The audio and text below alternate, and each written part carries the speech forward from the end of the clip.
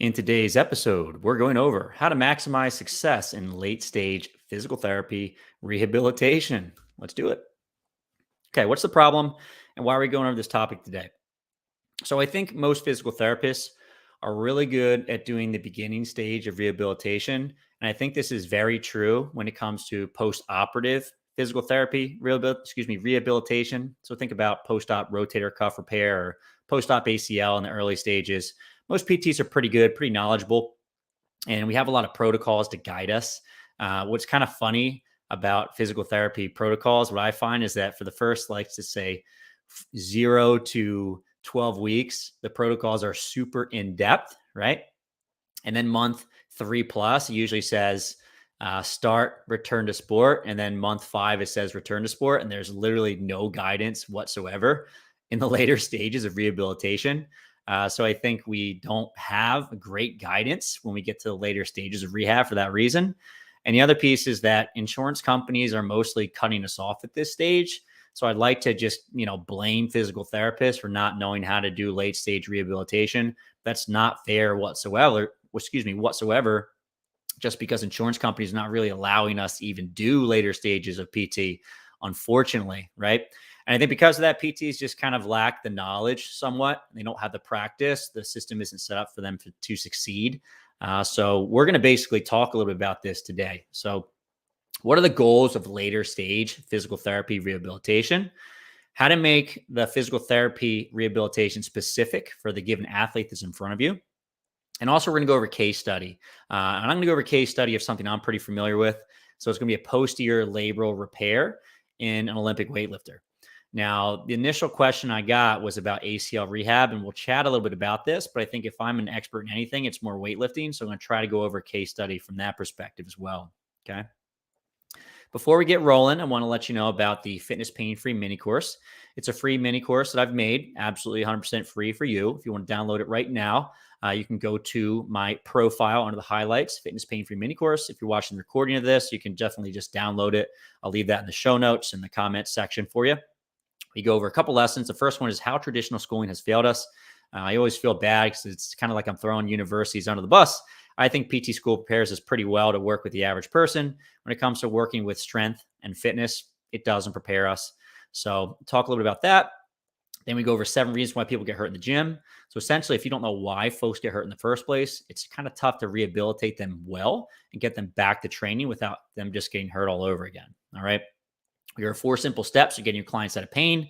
I'm a big fan of simplicity. I think rehab can be pretty complex. I don't think it needs to be. Okay. So I'll break it down in a very simple way. We over how to build the career of your dreams in respect of your community. So when people are doing continuing education, obviously they want to be better physical therapists, right? And I think that at the end of the day, you're not acquiring this information just to be smarter, right? You're acquiring it so you can help folks that they in turn respect you and admire you. So I'll teach you how you can do this with the community that you love. I'll leave a link in the show notes so you can check it out. And next, I really just want to talk about the Fitness Pain Free certification. So if you download the free mini course, you're automatically enrolled into a wait list for the Fitness Pain Free certification. This is the largest and most comprehensive course certification that I offer. And actually, it's going to be opening up for pre-sale enrollment starting next week. All right. So we're at the end of March 2023, if you're watching the recording of this. But the certification opens 4 times per year for a 1-week period. And it's actually opening next week. So I highly recommend getting in the wait list by signing up for the mini course if you're interested in this. But it's basically the biggest certification that I offer. It's the course that I wish I had when I graduated from PT school and I wanted to be an expert working with strength and fitness. Okay. So again, link in the show notes. Definitely check that out. Let's get started with the rest of the show. So I want to give a big thank you to Jason Schexnader. I apologize if I'm botching your name.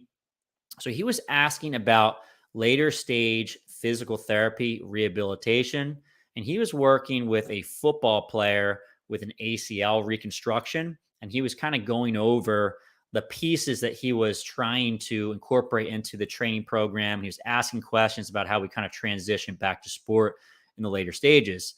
And I actually think he was doing a pretty dang good job. But the other part is that we don't get a whole lot of knowledge about how to do that very end stage of physical therapy rehabilitation where folks are kind of progressing right back to their sport. So I wanted to break that down a little bit. how do I do my ACL reconstruction return to sport? What is the thought process? This is a very, very lengthy topic. I'm going to try to keep it a little more simple and give you the basic principles. And hopefully you can take those principles and run with them.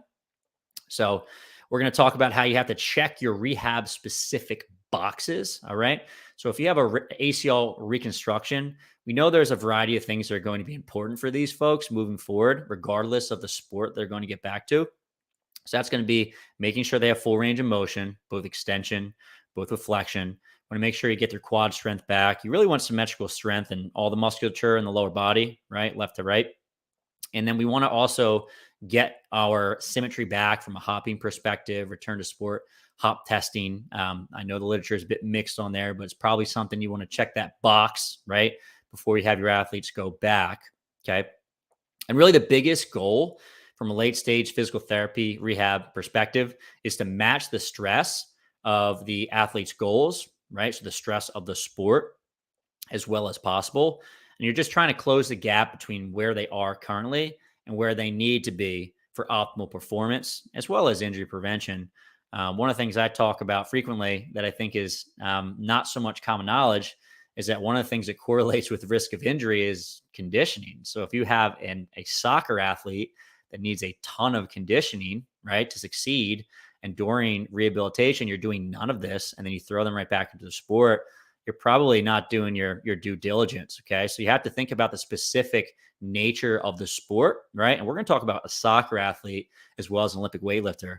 Olympic weightlifter does not need a high VO2 max, right? Not at all. You need to lift one heavy load, right? If things go well, you do 3 successful lifts on 2 different lifts during the meet, and that's it. Okay.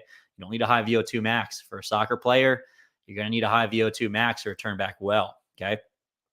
So let's talk about that soccer athlete. Let's say I have an ACL reconstruction and I ticked all those boxes and we're getting closer towards the end of their rehabilitation. So I'm thinking, let's say 5+ months, right? So what does that kind of 5-6 month up until 9 months to a year look like for me? Well, for one, I'm still doing general strength conditioning. I'm still trying to build up their strength in the lower body. If they have any asymmetries in terms of strength, I'm definitely still targeting that. But my mind shift just shifts a little bit. Okay. And I start to think about what are the needs of this athlete. So if I do a needs analysis for a soccer player, right, and the more specific, the better, because different positions have different demands as well. So if I'm a midfielder, I'm going to have different demands than if I'm a defender, right, striker, whatever it is.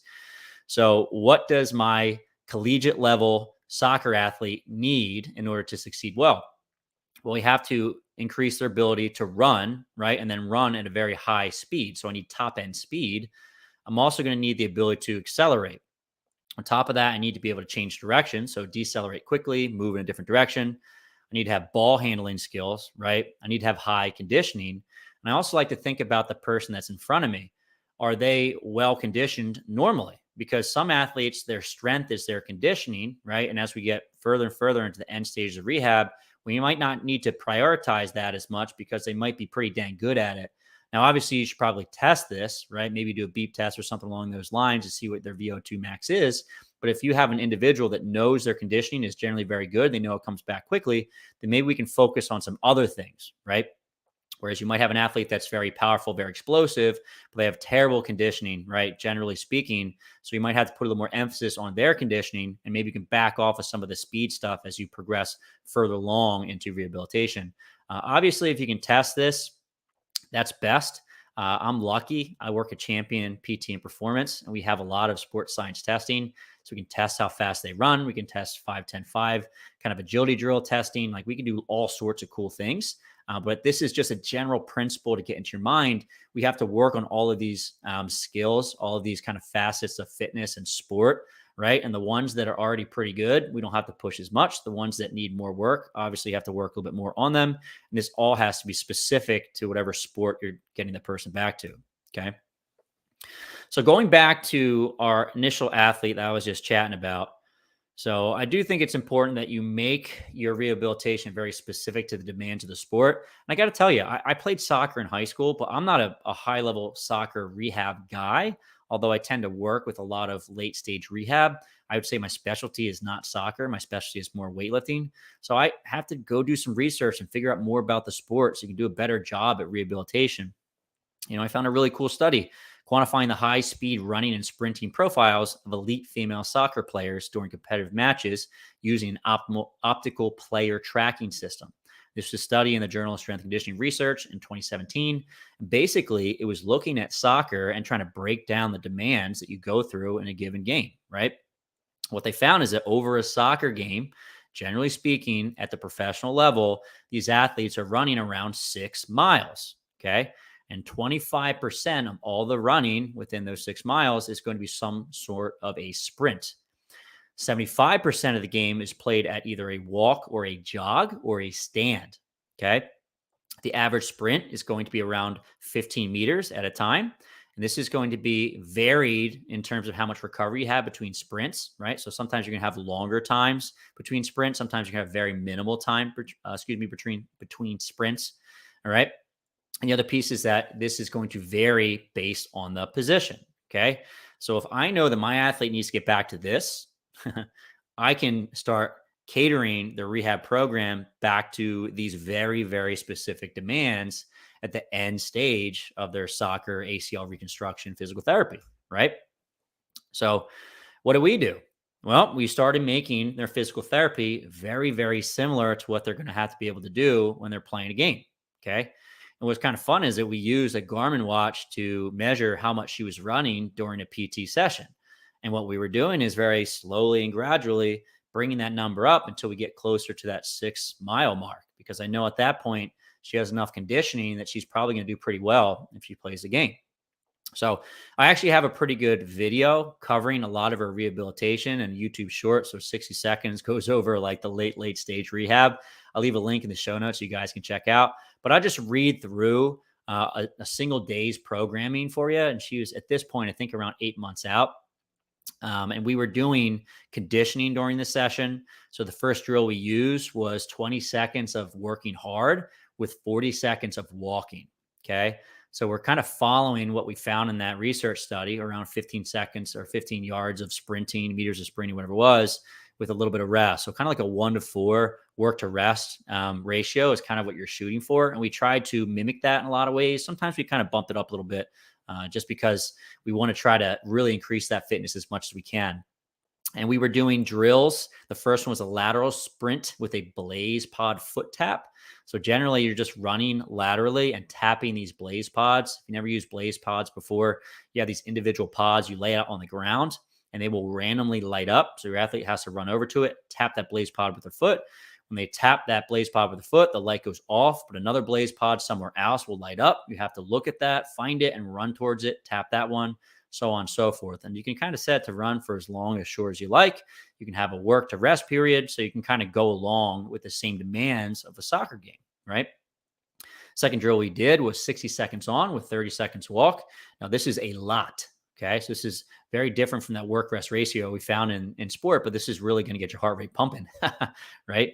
We did a ball circle drill. So we ran around in a circle, sprinting, basically trapping the ball, passing it back to a physical therapist, trying to make it pretty specific to sport.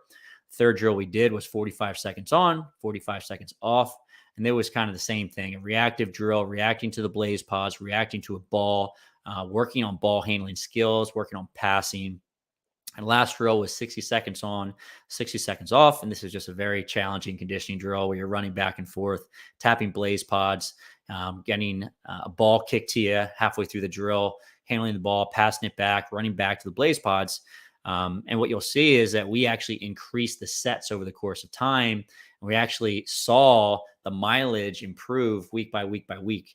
So it makes sense that as you add more sets, the mileage goes up. But as your athlete gets better conditioned, the mileage also goes up too, because you're able to run a little bit more during the on periods, cover a little bit more ground, which is exactly what you want to see. We try to use objective data whenever we can, because that helps to show us that we're actually making progress. And if we're not making progress, we can always tweak it and change it. And also gives us a good idea about when that athlete is actually ready to return back based on their fitness that we've shown that they've been able to handle in our in testing, right, in a physical therapy session. So, all right, and let's talk about something that's a little bit more in my wheelhouse. Okay. So, Jason, hopefully that answers your question from an ACL perspective. However, my bread and butter patient, the ones I feel like I'm most competent with, are going to be strength and fitness folks. So, barbell athletes, Olympic weightlifting, CrossFit, powerlifting, strongman, all that stuff. What is that going to look like for, let's say, an Olympic weightlifter? So I have a patient right now, and she's trying to return back to Olympic weightlifting, and she had a posterior labral tear, and she wants to get back to clean and jerk and snatch. Okay. So what might the later stages of physical therapy look like for an athlete like that? Well, first and foremost, I think all of the basic rehab principles still apply for this athlete. And I think we also need to know a little bit about the demands of Olympic weightlifting, right? So if you don't know how to perform Olympic lifts and how to coach them, you probably need to learn a bit about that. Okay, you don't have to be an expert coach, but you have to understand the lifts, and you also have to understand the injury and the rehab and the surgery. Okay, so the big thing that comes to mind for a posterior labral tear is that we're probably not doing a lot of heavy overhead work or pressing, simply because if I lock out a barbell in front of me, or if I lock out a barbell overhead, that's going to put stress directly on the posterior labral repair. And you have to give that enough time to heal down. We actually don't do a lot of straight pressing or overhead work until we're close to that 3-month mark with these individuals. So basically, we kind of start our progression of weightlifting at the 3-month mark. Okay. But we still want to have all of our rehab principles in play. Okay. And we also want to start thinking about the demands of Olympic weightlifting even before we're able to start loading that athlete up. What do I mean by that? Well, if someone has a posterior labral repair, any labral repair in general, probably going to have some stiffness within the shoulder joint. And we want some of that stiffness because the surgery was designed to stiffen the shoulder back up again to a degree, right? But if you're an Olympic weightlifter, you need to be able to get in a back rack. You need to be able to get in a front rack. You need to be able to get your arms fully overhead for a jerk, and then also fully overhead for overhead squat, snatch, which are all very challenging from a mobility perspective. And we're working on trying to improve those in the earlier stages of rehab, because if we don't have those things down by month 3 or 4, when we start loading these folks up, then we're simply going to get weird compensations, potentially cause some more pain than we need to. So get that range of motion, obviously, and just keep in mind that the mobility demands for Olympic weightlifter are going to be a little higher than the average person. So you might have to push the mobility a little bit more than you normally would with an average person that's in front of you that's not getting back to Olympic weightlifting. But again, respect that surgical site. Don't go crazy with your mobility work. We have to be appropriate with what we're doing. So what are some goals? So like I said, we're starting around 3 months with some of the weightlifting progressions, but we want to have symmetrical, isometric testing strength. And generally speaking, I want to start measuring this around month 3 to 4. If I start doing that earlier, I don't want to aggravate the shoulder, and I already know that they're going to be weak, right? So what am I going to get information-wise by testing them too early? Not a whole heck of a lot. But I do want to make sure that I'm getting close to symmetrical strength, especially before I start loading with barbells. So if I have an athlete that doesn't have symmetrical strength yet, I'm fine loading with things like dumbbells. That's great. It's going to help to bring up that symmetry.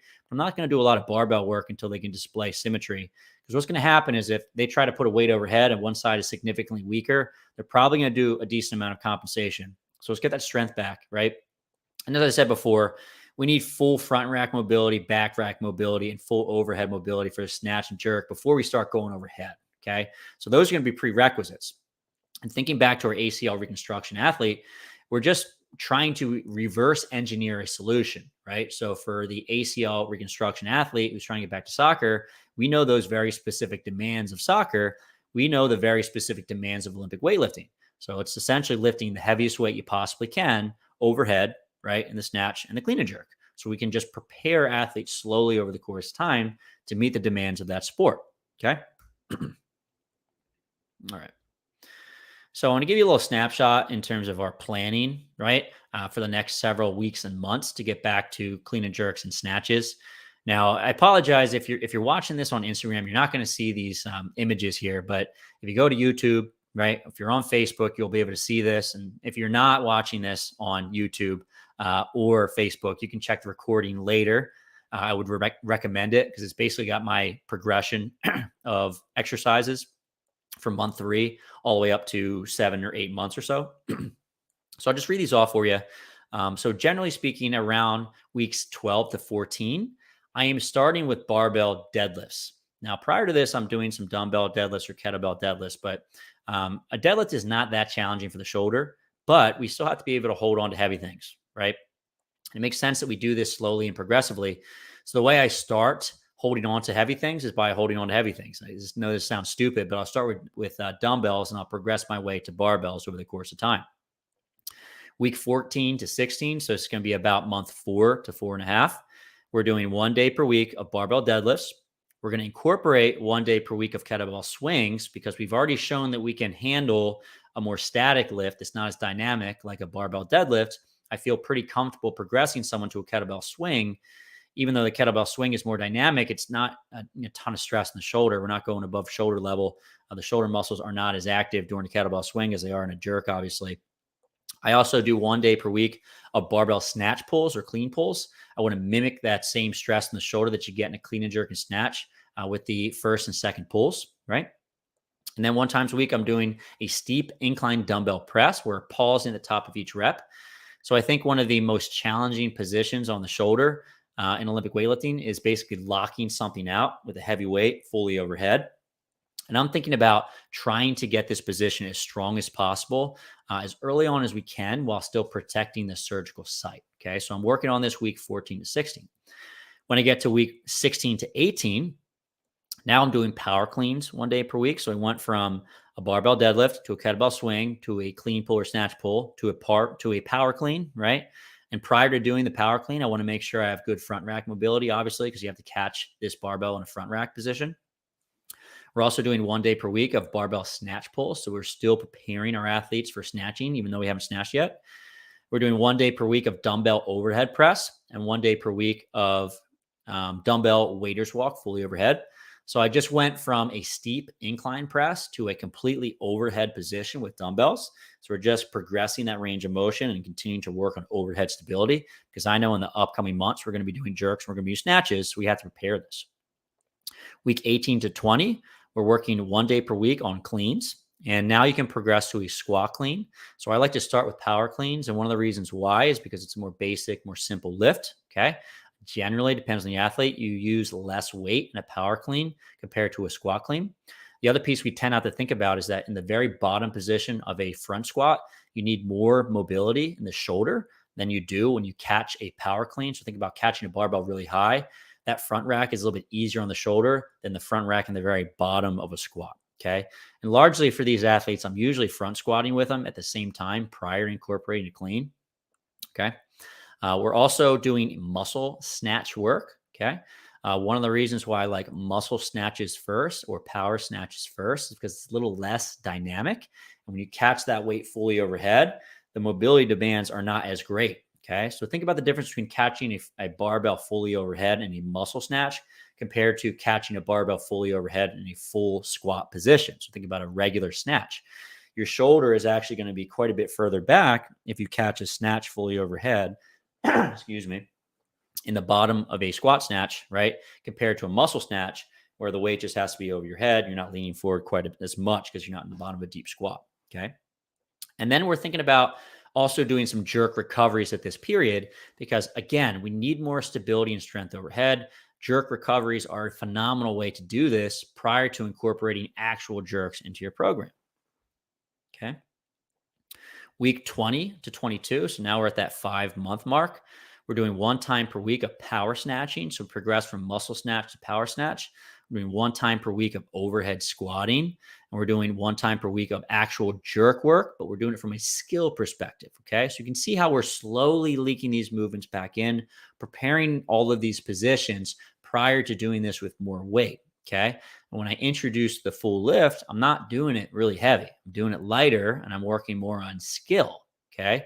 So if I'm doing, let's say, snatch work and I'm introducing this for the first time, I might do something like a high hang snatch, mid thigh snatch, snatch from the knee complex. So I'm working on improving technique for all of those positions.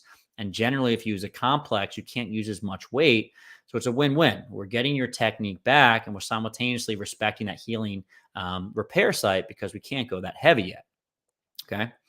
Week 22 to 24, Now we're introducing pretty much all the lifts from an Olympic weightlifting perspective. So we're doing 1 time per week of squat snatching. And again, we're doing this in a skill fashion. We're not doing this super heavy. We're doing 1 time per week for snatch balance. So an even more dynamic motion that eventually is going to actually help you get better at snatching, but it's going to prepare that lockout position fully overhead. We're doing 1 time per week worth of jerk work. And we're actually starting to load up a little bit. So maybe the first 2 weeks of introducing jerk work, you do it nice and light. And then as you get further along, we just increase the loads more and more. Okay. And then week 24 plus is all about progressing loads, progressing frequency. So now we're doing clean and jerk work multiple times throughout the course of the week, right? And we're working towards the athlete's desired training program. So some Olympic weightlifting programs are pretty dang tough. You might be doing the Olympic lifts 3-4 days per week, right? If you're noticing in this example, we're doing the Olympic lifts 1 time per week for a lot of these lifts at month, let's say 5 and 6. So as we get further along, so month 6, 7, 8, 9, we're just slowly ramping up. Maybe the days per week you're doing clean and jerk, maybe the sets, we're increasing the load slowly over the course of time. So you can see we're not skipping any steps here. We're going very slow, very progressive over the course of time. So your athlete has the best chance at success, both from a performance perspective, right? But also to reduce the likelihood that they get hurt in the future. Okay. So one more time, I want to let you guys know about the Fitness Pain-Free Mini Course. So it's a free mini course. If you want to take that next step, being an expert working in strength and fitness, I highly, highly recommend you check this out. The Fitness Pain-Free certification is actually launching next week. So if you want to take a really deep dive into learning from me, that's going to be it. So sign up for the mini course. You'll automatically be enrolled into that. So I'll notify you when it comes out and it's ready to enroll. That is it for today's lesson. I'll take any questions that you guys have right now. If you're watching the recorded version of this and all you have to do is leave a comment, I'll get back to you. And if it's a really good question, like the one from Jason today, then I'll actually do a full Ask Fitness Pain-Free show about it. All right. Thank you guys for joining today. Before I check the questions, I always just want to say thank you. Thank you so much for watching. It's funny. People always say, like, why do you give away so much, Dan? And the reason why is because me giving away allows me to do what I love, right? Which at the end of the day is learning and sharing and becoming a better physical therapist, right? And over the course of time, I profit through selling courses and the like. So I just appreciate it so much. I always want to express my gratitude for folks like you for watching videos. Okay. Let me check out the questions. If there's no questions, we'll kind of wrap up here. Oh, what's going on, guys? All right. Let's read through these comments. Going back to the top. Okie dokie. What's up, guys? Boom, boom, boom. Marie, what's up? Sweet. All right. Not a lot of questions today. Scrolling. Okay, so that's it. Well, just want to say thank you again. Appreciate you guys for watching. And I'll see you guys next week. Same time, same place, 10:30 a.m. And that's Eastern Standard Time. I apologize. I'm usually a little bit late, but I get the information out there and I record it. So you guys can always check it later if I end up missing, right? And you don't have time to see me. All right. Thank you very much. I'll talk to you later.